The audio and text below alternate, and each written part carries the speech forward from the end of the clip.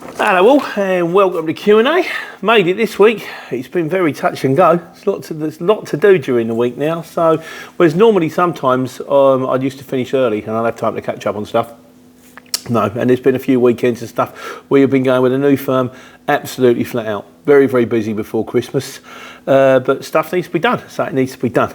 So, lights are up, there we go. This time next week, have a couple of days off. Be nice, wouldn't it?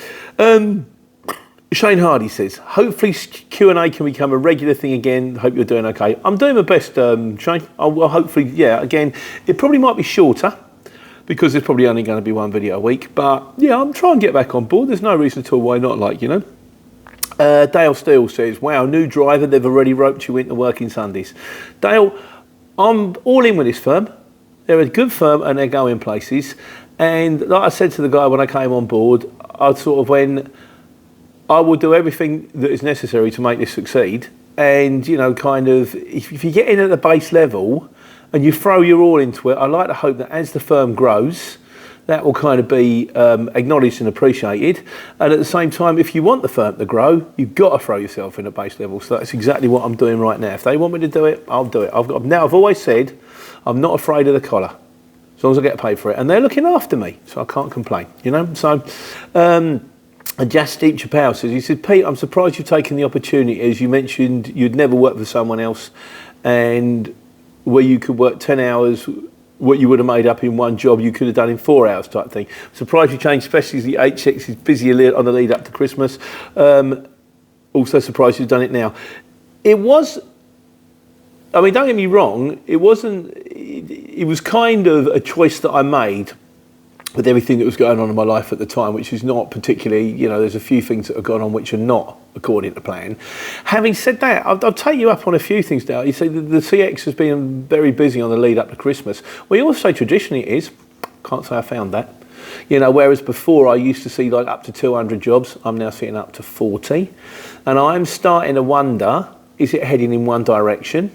And I'm also starting to think, if you could get in with a firm that's got their own customers, that's got their own warehousing, that's got their own supply, then it's kind of guaranteed, So, I don't know, mate. I don't know. I hope you're all out of doing it, and I hope you are still doing well and cracking on.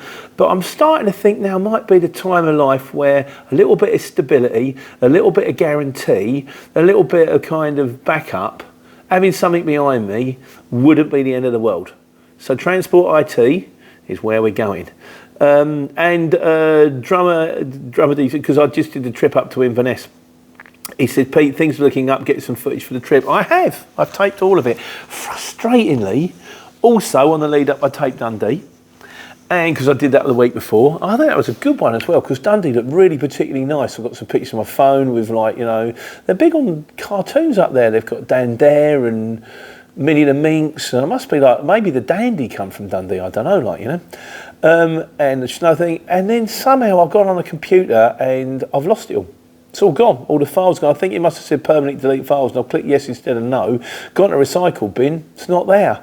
And you can get these things to try and recover it off the hard drive, but I'm not that au fait. So, and also I had London as well, where I was sat waiting for 2.5 hours to get loaded, then sent in the centre of London on a Friday afternoon with roads closed. It was a nightmare, and that would have made a good video too, but it's all gone. So, never mind. I'm sure there'll be more. So, right, so what have we been doing? Adaptive cruise control. We did the one on adaptive cruise control. Domain name guy says, all vehicles should have adaptive cruise control as standards, as drivers should be asked to rate how well they slept the night before, how many hours they slept as part of vehicle checks and stuff like that. And that's a new one to me. I didn't know you could do that before you drive for the full 9 hours, because that's the thing, you're on break. Now, the machine doesn't know what you've done. You've got to have your minimum 9 hours off. Now, for all the machine, all you could have done is you could have come home and you could have just, you could have gone bowling, you could have sat and watched TV all night, you could have had an all-night snooker marathon, then gone back to work. It doesn't guarantee that you've gone to sleep and had a rest. Which is the other thing I've also found so frustrating, is sometimes you wake up in the morning, I wake up at 2 o'clock, and I think, well, what I'd really like to do is jump in the lorry, drive for a bit, until I start to get a little bit tired, then stop for a couple of hours, have a proper rest and drive for a bit more. But I can't start driving at 2. I haven't had a proper break. Something I can't start driving till 4, so you lie in bed for the next 2 hours, tossing and turning, trying to get to sleep and failing. Then as you're just about to doze off at 4, your alarm goes off, you've got to go work a drive. Now, I know these things are put in place to keep us safe, but sometimes, and we've said this before, they are counterintuitive. But you just do the best you can, don't you? Jim on the Run said, it's a good feature on the DAF. You can switch it off. I'm driving a new Merc. It's switched on permanent and it's a pain, so you can't switch it off in the Merc. So, Mercs, pros and cons. I'm a DAF man myself. Derek Ross says, right, to turn it up, apparently what I do is I hold the button where the UD reduce the distance on the adaptive cruise control. So that's the bit where you click between going up, between wagon spaces between you and the vehicle in front, and clicking going down between wagon spaces. That will deactivate it but put you on normal cruise control. I've kind of got used to adaptive cruise control, but like we said last week, it's really frustrating. When a car pulls off to the right-hand side or the left-hand side, it thinks it's braking in front of you, and it slams the anchors on you, but whoa, there you go. So. And Belsization says, an old boy once advised me, never use cruise control during heavy rain or snowy stroke icy weather. You want to have full control to be able to react in case something pops up, such as surface water, black ice, etc. That's good advice. The other thing I would also say is, I don't tend to use it on country roads. You know, windy country roads, narrow roads, roads where the camber might not be that brilliant on one side, because I need to adjust the speed all the time, and I want to be in total control. Where it really comes into its own is definitely motorways, long dual carriage motorways particularly, where you just, the truck in front's doing 56, you're doing 56, you can lock it off, give yourself a nice big distance, and then you can just sort of, your eyes on the road, but you can just you can relax your pedals and just keep an eye on it. You know, it just sort of makes driving a lot easier. So yes, you're dead right. Just because it is available doesn't mean you should use it. You guys need to work out when you do and don't want to use it. We also did one on the lane departure system. London Creative, hello Nick, how you doing, mate? I've caught up in your videos this week. He says, clearly you're not supposed to use a turn off button, because the moment you did, the police appear with flashing lights behind you. What happened there on the video is I showed how to turn the adaptive cruise control off just as a police car went to the side of it.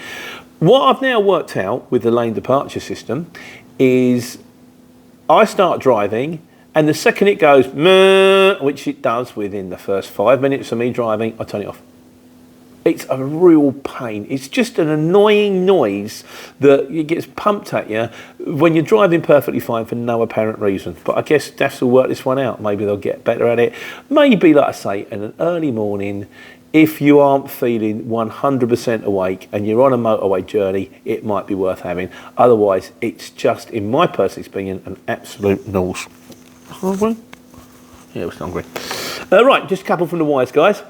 And then we're going to call it a day for this week, because, like I say, Sunday Q&As will probably get shorter because they are shorter, because there's not so many questions, but and lots to do. I've got to move the logs in yet, and I kind of need to have a haircut.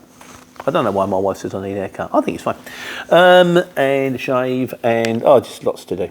So from the wise guys this week, Ian Taylor says, when you do manual entry with no card, what do you click on? Is it driver 1? Now, I can't remember, but I have been in situations before where I've either lost my card or forgotten my card, or for some bizarre reason, mainly the card didn't work. The tacho head failed and the card didn't work, so I had to drive without it, which you are allowed to do. What you have to do is you do a print out at the beginning of the day, and then when you get back to the yard, you do a print out at the end of the day. As for driver 1 or anything like that, I think all you do is go to, when you stop, I'm not quite sure how you do it, I'm sure someone will fill me in, go to the menu, do your print out, and then get that printed out, and you want one from the beginning, one from the end, sign both of them. And also, if you've lost your driver's card, there's a video on this, I'll do it, and then do a link. You want to apply for one, you've got 14 days you can drive, I think it's 14 days you can drive without a card, you just, as long as you do the printouts and you explain what you're happening, because it does happen. And Billy, I don't know, Bull something, says, can anyone fail a speed awareness course? No, you can't fail. You can be disqualified if you fall asleep during the course. You can be disqualified if you turn up and you have too much to drink during the course. But it's a bit like the CPC, a bit like the knowledge. You can't actually fail the knowledge. If you keep attending and you keep trying, you can keep going forever. But you might not pass, but you can't actually fail. But as a speed awareness course, no, it's required that you turn up, be attentive, be awake, be sober from 9 till 1, listen to what the guy's got to say, and as long as you do that, at the end of it, they'll give you the certificate to say you've attended, you've listened, you won't have the points, and you're clear for another 3 years. So that's it for Q&A. Like I say, one more week, and then the big guy with the beard comes. That's not me. And then we get a bit of a rest. And then it's 2024.